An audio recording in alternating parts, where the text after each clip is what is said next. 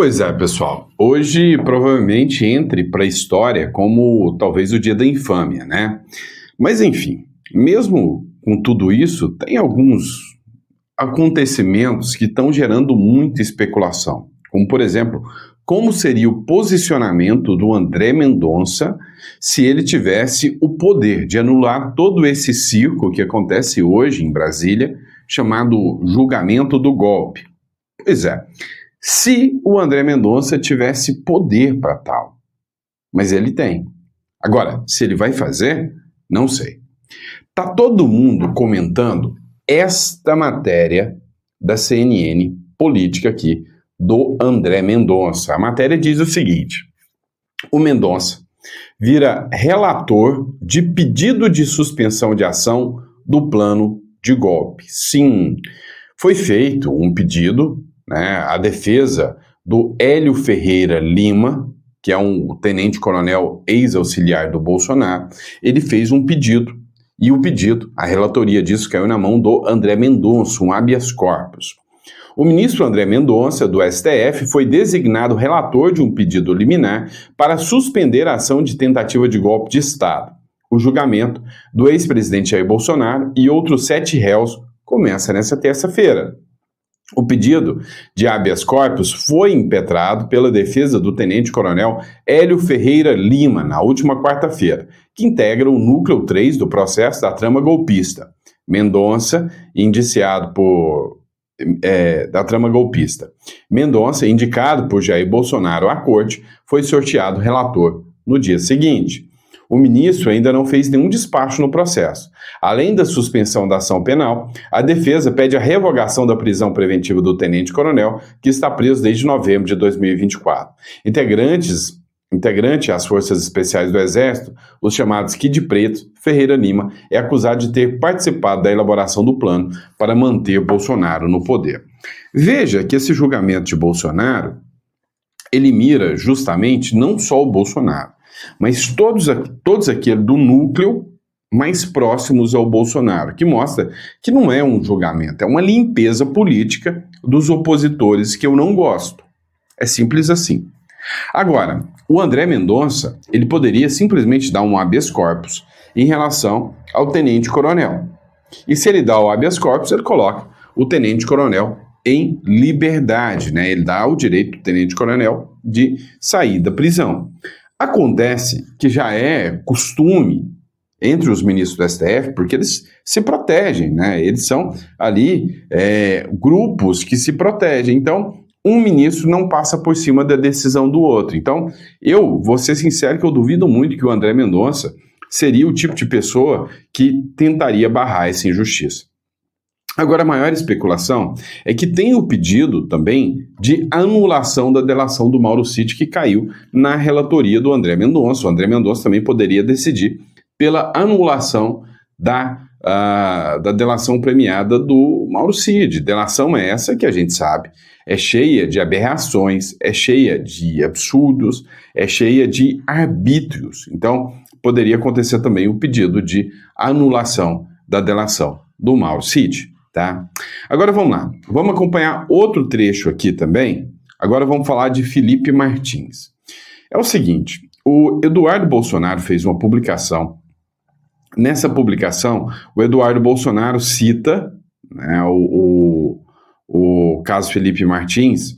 Dá uma olhada o que ele fala aqui sobre este caso.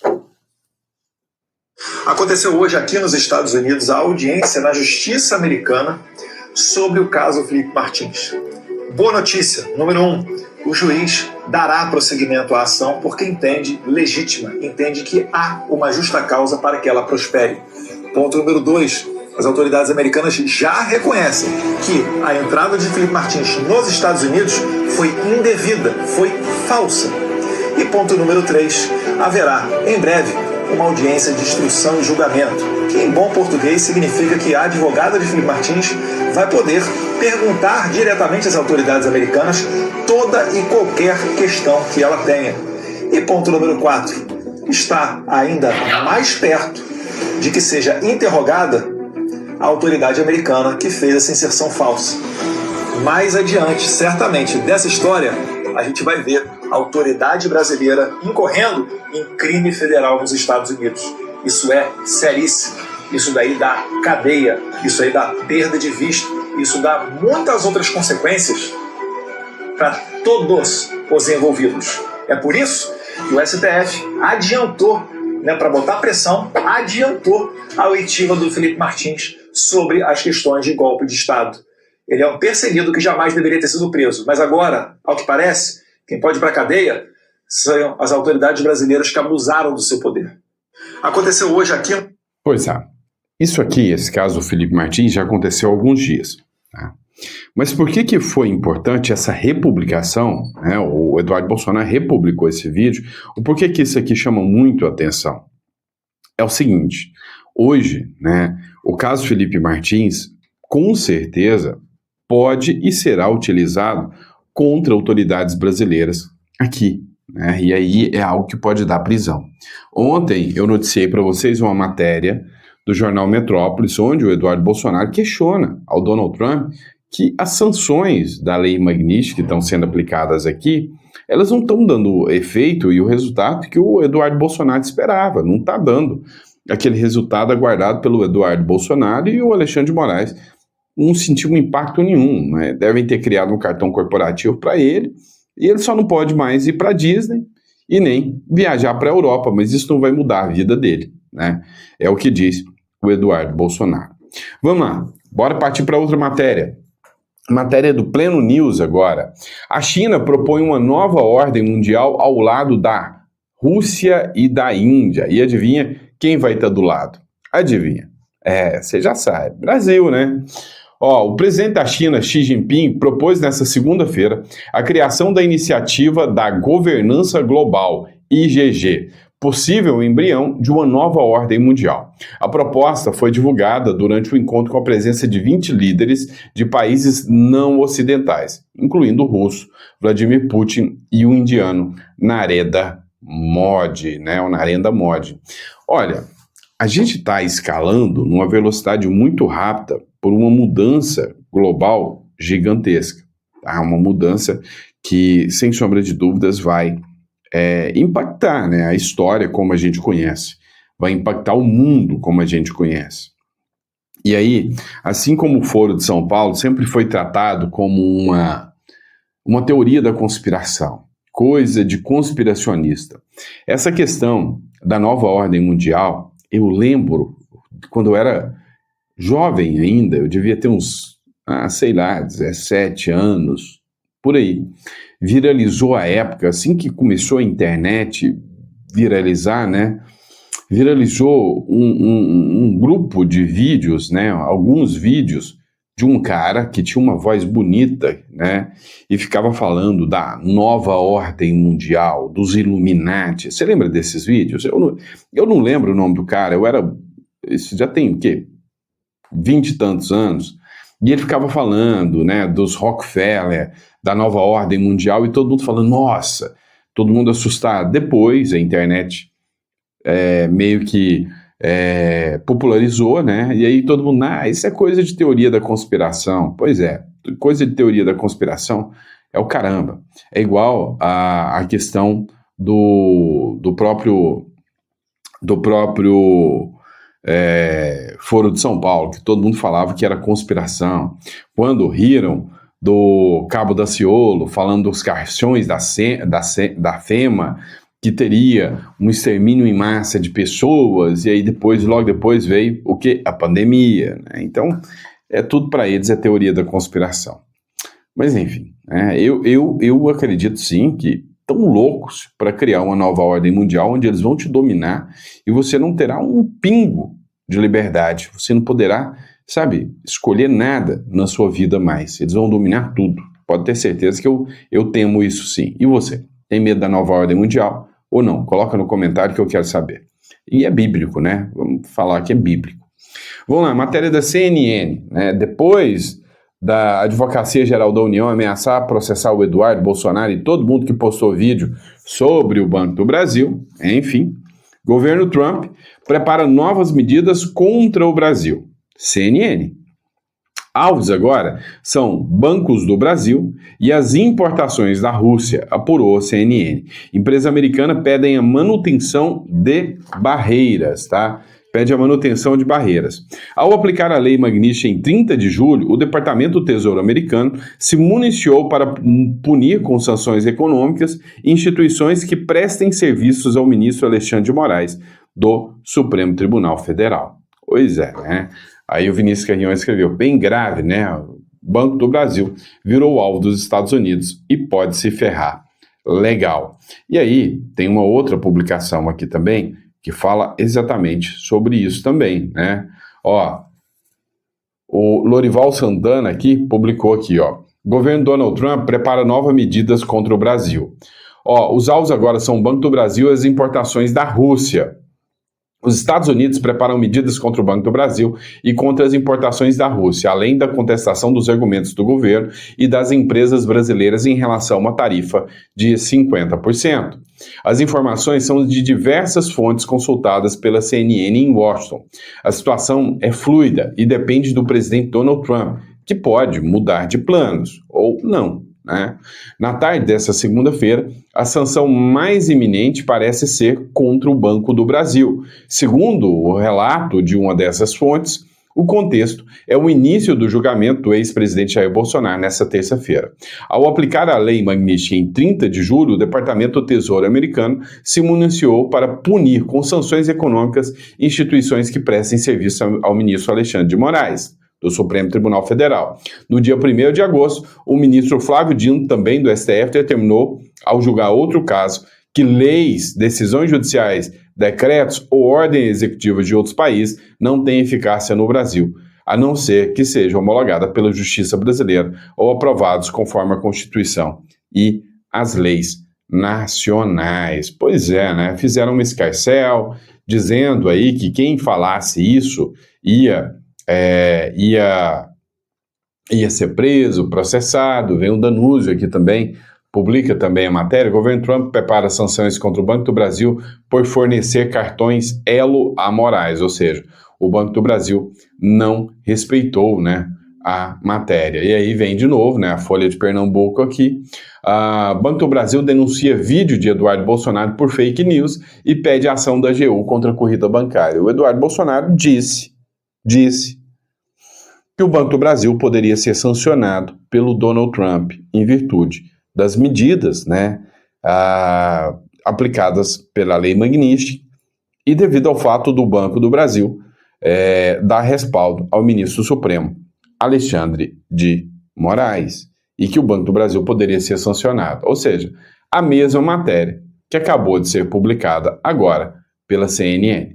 E aí a Júlia Lucy, ela fez uma publicação aqui do seguinte: o Trump avalia aplicar punição diretamente ao Banco do Brasil, porque a empresa se recusou a suspender os cartões de Alexandre de Moraes. As consequências podem ser terríveis.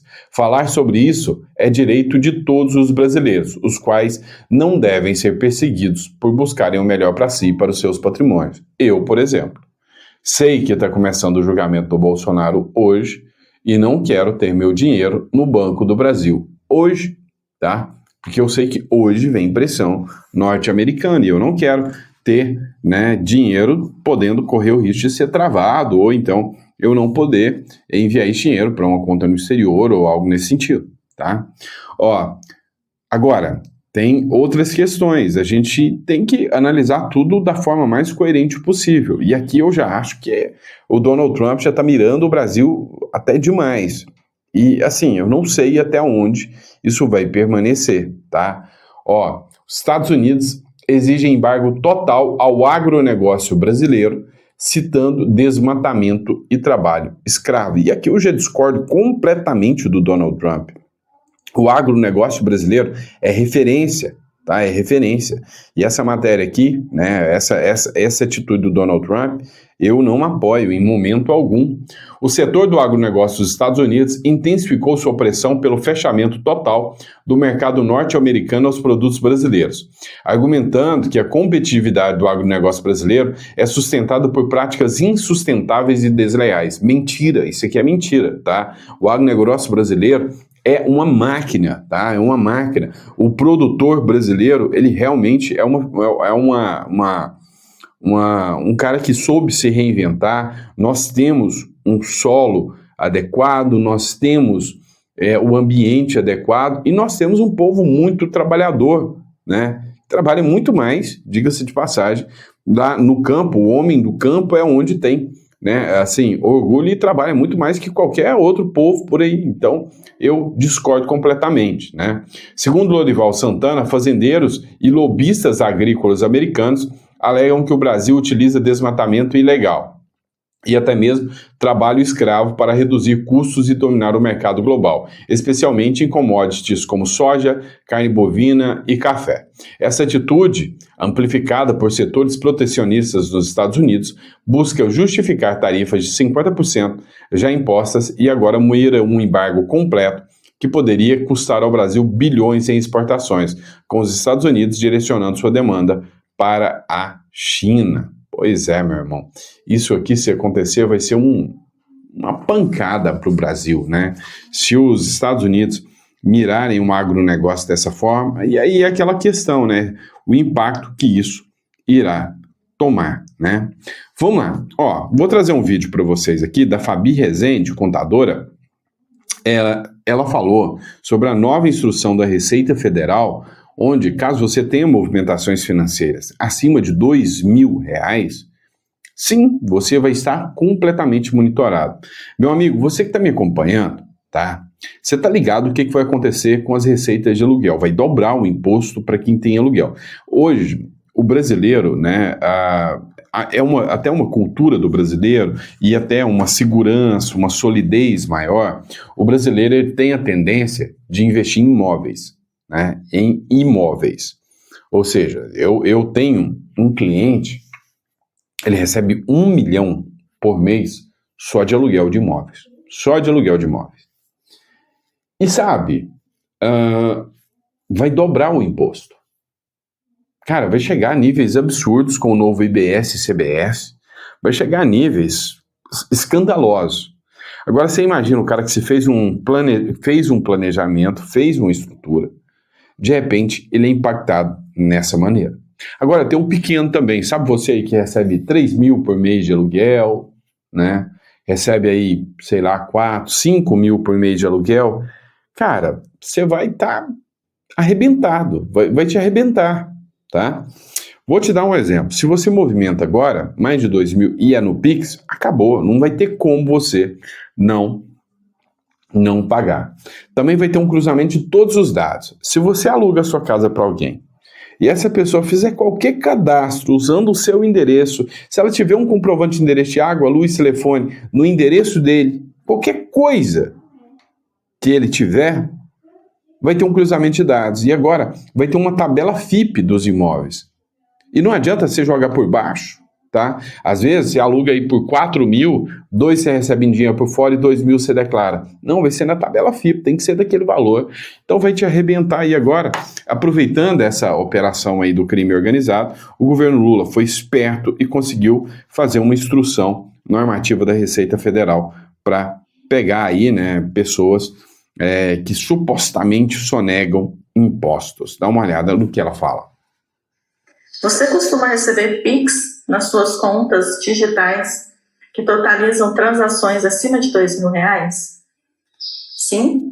Então, muito cuidado, porque saiu a Instrução Normativa 2278, tá? No dia 28 de agosto de 2025, onde diz o seguinte, que todas as transações acima de R$2.000 na pessoa física e acima de R$6.000 na pessoa jurídica terão que ser reportadas para a Receita Federal, através da e-financeira. É claro que a gente tem outros meios, né, de declarar não só o que a gente está recebendo, como também o que a gente está pagando, que é a e-financeira e a DIMP. Elas informam tudo que passa ali na nossa conta bancária, a partir de 2 mil na PF e a partir de 6 mil na PJ.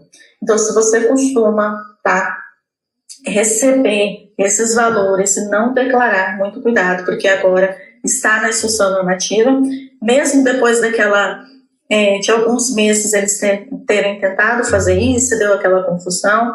Agora é certo, agora a instrução normativa já saiu, já está valendo, tá? Então, todas as operações, as transações, né, transações que passarem aí pela sua conta acima de R$2.000 na PF vai ser informada na E-Financeira.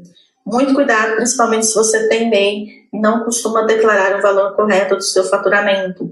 Ou se você tem uma empresa do Simples e fica recebendo na PF, recebimento de clientes e não declara na PJ. Ou até mesmo se você recebe na PJ e não declara. Muito cuidado, porque agora é lei, está na Instrução Normativa 2278, tá? E tudo vai ser informado para a Receita Federal. Os bancões já eram informados, mas agora também essa obrigatoriedade se estende para todas as fintechs, para todas as contas digitais. Agora o que eu quero saber é o seguinte, como você enxerga essa notícia? Conta aqui para mim. Coloca no comentário aí, pessoal. Olha, é simples. Hoje há um posicionamento bem mais pesado por parte do governo em arrecadar. E assim, ele está minando o produtor, ele está minando quem produz no Brasil hoje. Hoje, eu vou ser sincero, daqui a pouco você não vai aguentar mais ter o seu mercadinho, você não vai aguentar mais ter sua pizzaria, sua hamburgueria, e você não vai aguentar, que é o que te sustenta, né? Então, assim, eu não sei o caminho que a gente vai parar com esse Brasil, não, sinceramente, né? Vamos lá, vamos falar dos Estados Unidos. Conselheiro de Trump prevê fim dos Estados Unidos se a Suprema Corte derrubar as tarifas. Pois é, vocês estão ligados que teve um tribunal lá nos Estados Unidos que deu que as tarifas do Donald Trump são ilegais, mas não suspendeu. O Trump recorreu à Suprema Corte e o Trump falou, vocês decidindo ou não decidindo, as tarifas continuarão. Eu não vou obedecer vocês. E a Suprema Corte tem uma grande possibilidade dela acompanhar o posicionamento do Donald Trump. Navarro disse que se a Suprema Corte confirmar a decisão contra as tarifas de Trump, será o fim dos Estados Unidos. E defendeu a taxação das importações. O Peter Navarro, conselheiro do presidente Donald Trump, afirmou que se a Suprema Corte confirmar a recente decisão judicial que considerou inconstitucional boa parte do tarifaço de Trump, será o fim dos Estados Unidos. Navarro concedeu entrevista ao canal Fox News e defendeu a taxação das importações, afirmando que ninguém pretendia torná-las permanentes. As informações são do jornal O Estado de São Paulo. Pois é, hoje, se houver o fim da taxação, o Donald Trump disse que o mercado americano vai colapsar, porque os produtos americanos são caros. São caros. E aí, com a sobretaxa que os países aplicam, eles se tornam, com toda certeza, produtos que ficam inviáveis para outros países. E aí vem a China, que faz transações com tarifas muito menores e consegue se impor muito mais em outros mercados. Vamos lá, agora vamos ouvir o nosso ministro da Fazenda falando sobre os Correios. O ministro Haddad diz que Correios estão falidos porque enviam cartas. Dá uma olhada nisso. Eu queria te perguntar sobre as estatais, que registraram um déficit de 2 bilhões agora em julho. Qual é a avaliação que o senhor faz? Por que as estatais estão dando tanto prejuízo depois de terem dado lucro? É o PT. Olha, nós temos basicamente um problema nos Correios hoje. Os Correios hoje inspiram cuidado. Por quê? Porque houve a quebra do monopólio, houve a quebra do monopólio, e hoje o Correio está com um passivo de ter que entregar as cartas para quem usa ainda o Correio nas regiões mais remotas do país. Você mandar uma carta de São Paulo para o interior da Amazônia, o Correio vai lá e entrega pelo valor do selo, e aquilo ali não se paga. Imagina, não tem como você pagar com o selo mandar uma carta física para o interior de uma região longínqua do país. Então, o Correio tem um problema estrutural, que é o enorme subsídio daquilo que ficou para ele. Porque quem concorre com o Correio não tem nenhuma obrigação de entregar a carta. Ele só faz pelo preço que compensa. Então, olha a situação paradoxal que nós criamos. Quebrou-se o monopólio, o Correio ficou com uma obrigação, e ele não tem funding para custear o subsídio. Mas a mudança da lei das estatais não está relacionada a isso, não? Não. Enquanto todos os concorrentes do Correio vão pegando o filé mignon, a picanha, e vão deixando o Correio com o osso, para o qual ele não tem recursos para subsidiar. Então esse é o problema que o Correio está enfrentando, que é um problema também estrutural. Ele está tentando se reinventar, mas hoje a concorrência internacional, inclusive em relação aos Correios, é monstruosa. Monstruosa. Ministro, Com esses marketplaces, Mercado Livre, Amazon, todos eles. E a saída para a sobrevivência qual é? Está se discutindo agora, mas é uma questão importante. A MGI, que é o Ministério da Gestão e Inovação, puxou para si a equação e tem conversado com a Fazenda, com a Casa Civil. Ministro, eu queria te perguntar sobre as estatais. É impressionante como tem gente que acha que há uma capacidade ainda para que esse sujeito seja ministro da Fazenda, né? Você tá de sacanagem. Ah, não, mas por quê? Porque manda carta para os lugares. O Ciro Gomes já falava sobre isso, tá? Sobre a questão dos Correios. E sim, é um problema de adaptação dos Correios, porque você vai mandar uma encomenda, imagina você mandar uma encomenda onde essa encomenda vai chegar lá em Cabrobró, né? Nem sei se existe Cabrobró, tá? Tô usando o exemplo, lá no interiorzinho do Goiás. E aí é os Correios que tem que fazer essa entrega, porque nenhuma outra grande empresa quer fazer essa entrega lá para os Correios. Mentira! Mentira! Isso é uma conversa fiada sem tamanho. Deixa eu explicar uma coisa para vocês. Qualquer um quer fazer as entregas. E aí ela tem um custo operacional, onde dentro do sistema, ela, se é uma cidade pequena, ela vai ter um veículo destinado, que vai lá uma vez por mês, ele não vai todos os dias. Não é a carta que está chegando lá que vai deixar o correio tão caro. Até porque a gente tem essa tragédia no governo a partir de 2023, né? E antes de 2023, o correio apresentava recordes e recordes de lucro. Então, o grande ponto que eu coloco para vocês é, mas por que o governo apresentava recorde de lucro se o correio também mandava cartinha lá para Cabrobró? E se também, mesmo nesse período, já tinha a Amazon, já tinha os marketplaces aí da vida do mesmo jeito. A Magazine Luiza é um marketplace existente há muito tempo. Por que na época do Bolsonaro, do Paulo Guedes, os Correios funcionavam e davam recorde de lucro? E na época do governo Lula, não dá recorde de lucro. É a cartinha que eles continuam mandando para fora? Não, isso aí chama incompetência mesmo, tá? Incompetência. Foi a taxinha das blusinhas que alcançou menos da metade do impacto financeiro que eles queriam, mas todo mundo parou de comprar, tá? Todo mundo parou de comprar. Antes, minha esposa comprava o dobro de coisas da Shein. Agora ela compra metade, mas eu tenho que pagar o dobro. Então, resumindo, caiu pela metade o número de entregas do correio, chegava tudo pelo correio. E aí, já tinha um sistema, chegava pelo correio, o pessoal pegava lá do correio levava, entregava, pronto, estava resolvido. Agora, resumindo, o que eles fizeram?